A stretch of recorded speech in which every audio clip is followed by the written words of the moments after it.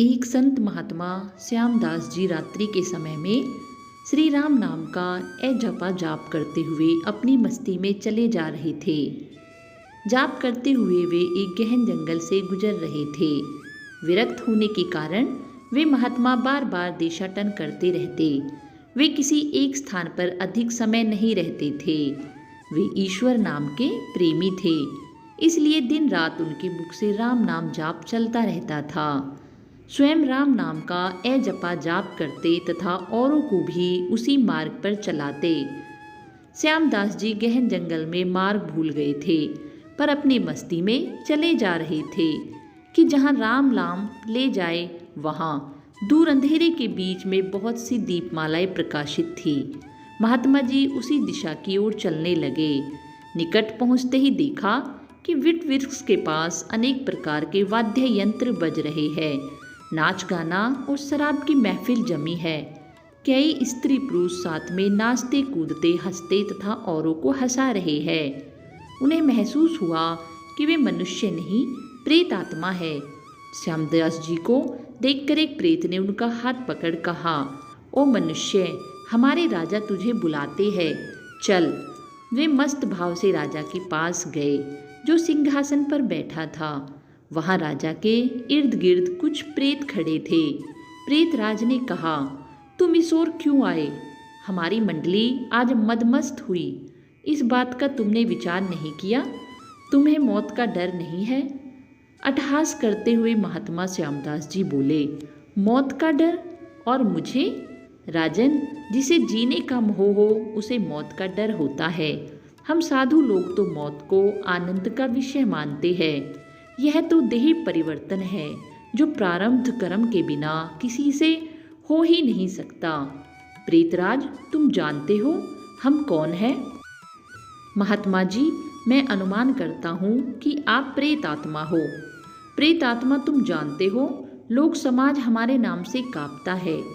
महात्मा जी, प्रेतराज, मुझे मनुष्य में गिनने की गलती मत करना। हम जिंदा दिखते हुए भी जीने की इच्छा से रहित मृत्यु तुल्य है। यदि जिंदा मानो तो भी आप हमें मार नहीं सकते। जीवन मरण कर्माधीन है। मैं एक प्रश्न पूछता हूँ।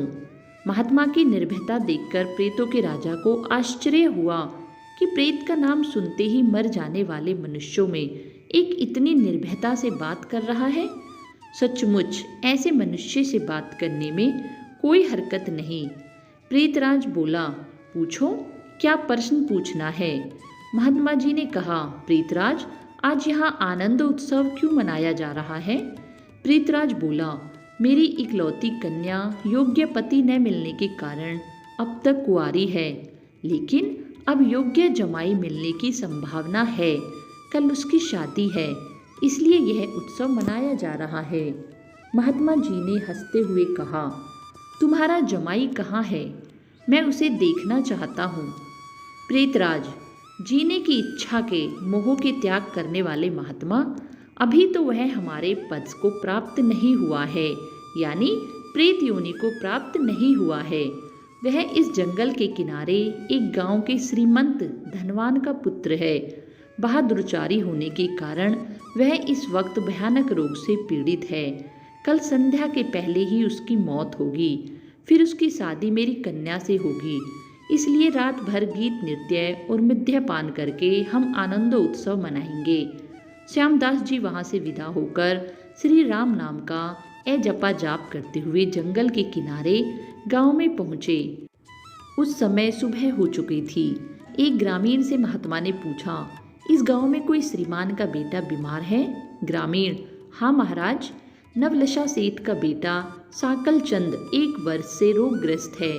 बहुत उपचार किए पर उसका रोग ठीक नहीं होता। महात्मा नवलशा सेठ के घर पहुँचे।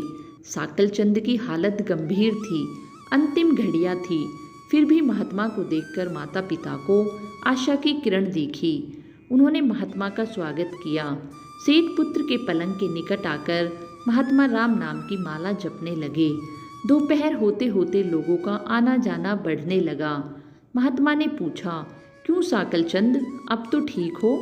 साकल चंद ने आंखें खोलते ही अपने सामने एक प्रतापी संत को देखकर रो पड़ा और बोला, महात्मा जी, आप मेरा अंत सुधारने के लिए पधारे हो। मैंने बहुत पाप किए हैं, भगवान के दरबार में क्या मुंह दिखाऊंगा। फिर भी आप जैसे संत के दर्शन हुए, यह मेरे लिए शुभ संकेत है। इतना बोलते ही उसकी सांसें फूलने लगी, वह खांसने लगा।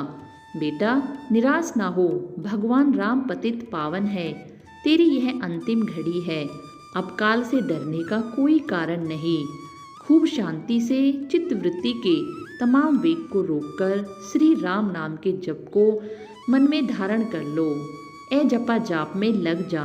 शास्त्र कहते हैं, चरितम रघुनाथस्य सतकोटिम परिवस्त्रम एकेकम अक्षरम पुण्यम महापातक नाशनम। अर्थात 100 करोड़ शब्दों में भगवान राम के गुण गाए गए हैं। उसका एक एक अक्षर ब्रह्मा हत्या आदि महापापों का नाश करने में समर्थ है। दिन ढलते ही साटल चांद की बीमारी बढ़ने लगी। वैद्य हकीम बुलाए गए, हीरा भस्म आदि कीमती औषधियाँ दी गई, किंतु अंतिम समय आ गया। यह जानकर महात्मा जी थोड़ा नीचे झुककर उसके कान में राम नाम लेने की याद दिलाई। राम बोलते ही उसके प्राण पखेरु उड़ गए। लोगों ने रोना शुरू कर दिया। शमशान यात्रा की तैयारियां होने लगी। मौका पाकर महात्मा जी वहां से चल दिए। नदी तट पर आकर स्नान करके नाम स्मरण करते हुए वहां से रवाना हुए। शाम ढल चुकी थी। फिर वे मध्य रात्रि के समय जंगल में उसी वट वृक्ष के पास पहुँचे। प्रेतराज समाज उपस्थित था। प्रेतराज सिंहासन पर हताश होकर बैठे थे।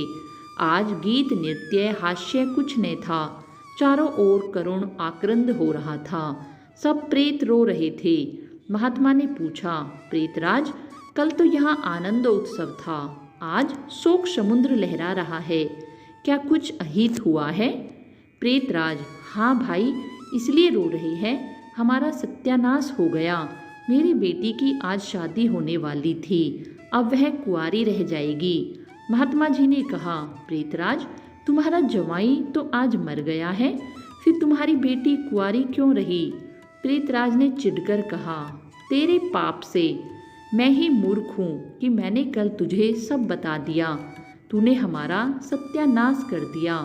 महात्मा ने नम्र भाव से कहा, मैंने आपका अहित किया, यह मुझे समझ में नहीं आता।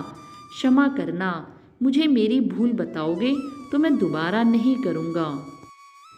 प्रेतराज ने जलते हृदय से कहा, यहाँ से जाकर तूने मरने वाले को नाम स्मरण करने का मार्ग बताया और अंत समय भी राम नाम कहलवाया। इससे उसका उद्धार हो गया और मेरी बेटी कुंवारी रह गई। महात्मा जी बोले, क्या सिर्फ एक बार राम नाम जप लेने से वह प्रेत योनि से छूट गया? आप सच कहते हो। प्रेतराज, हाँ भाई, जो मनुष्य राम नाम जप करता है वह राम नाम जप के प्रताप से कभी हमारी योनि को प्राप्त नहीं होता। भगवान नाम जप में नरकोद्धारणी शक्ति है। प्रेत के द्वारा राम नाम का यह प्रताप सुनकर महात्मा जी प्रेमाश्रु बहाते हुए भाव समाधि में लीन हो गए। उनकी आंखें खुली तब वहाँ प्रेत समाज नहीं था। बाल सूर्य की सुनहरी किरणें वट वृक्ष को शोभायान कर रही थी।